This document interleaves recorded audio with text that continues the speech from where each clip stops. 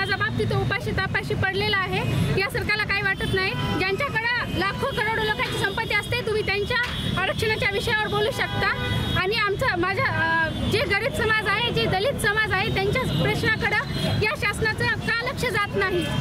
आमच्याकडे कुठली गोष्ट आहे? आम्ही काय मागत आहोत? आम्ही काही सरकारच्या किंवा जे संविधानात देऊन ठेवलेलं आहे त्याच्या काही विरोधात मागत नाही।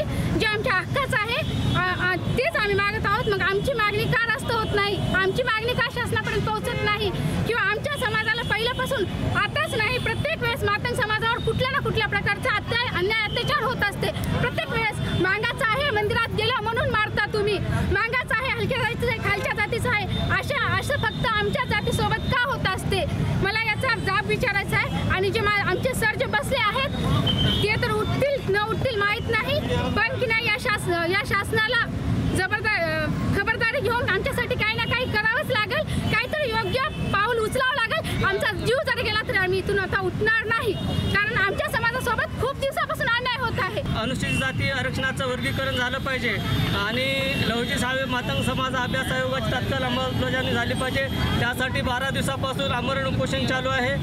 त्याच अनुषंगाने सरकार आमच्या मागण्याविषयी दुर्लक्ष करत कागदोपत्री घोडे नाचवत आहे। त्यामुळे संपूर्ण महाराष्ट्रामध्ये संताप व्यक्त झालेला आहे। या सरकारला माझं नम्र निवेदन व विनंती आहे की आपण येणाऱ्या पावसाळी येणाऱ्या विधिमंडळाच्या निवडणुकापूर्वी तात्काळ आमच्या मागण्याच्या अनुषंगाने आमच्या अनुसूचित जाती आरक्षणाच्या लाभांची समूहाला विकासाच्या प्रवाहात आणण्यासाठी न्याय देण्यात यावा, अन्यथा महाराष्ट्रभर लोकस्वराज्य आंदोलन तीव्र आंदोलन सरकारच्या विरोधात छेडण्यात येईल। आज त्याच्या अनुषंगाने सरकारला जोडे मारो आंदोलन आम्ही या ठिकाणी नांदेड शहरामध्ये जिल्हाधिकारी कार्यालयाकडे जात आहोत। गेल्या 1 जुलैपासून साधारणतः 12 दिवसाचं अन्नत्याग उपोषण केले असता सुद्धा इथलं शासन प्रशासन जाणीवपूर्वक दुर्लक्ष करत आहे।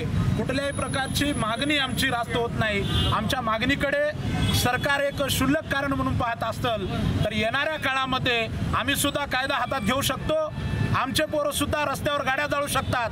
सरकारला डिस्टर्ब करण्याचं काम आम्ही करू शकतो। येणाऱ्या काळात विधानसभेची निवडणूक आहे। जर सरकारच्या प्रतिनिधीला सरकारला अशोकराव चव्हाणला मुख्यमंत्री देवेंद्र फडणवीस उपमुख्यमंत्री अजित पवार एकनाथ शिंदे यांना जर मांगाच्या वाड्यावर मांगाच्या घरी जर मतदान मागण्यासाठी यायचं असेल तर निश्चितपणाने सांगतो मातंग समाजाला न्याय दिला पाहिजे। आरक्षणाचं वर्गीकरण झालं तरच मागोड्यात येऊ देऊ, अन्यथा कोण्या नेत्याची गाडी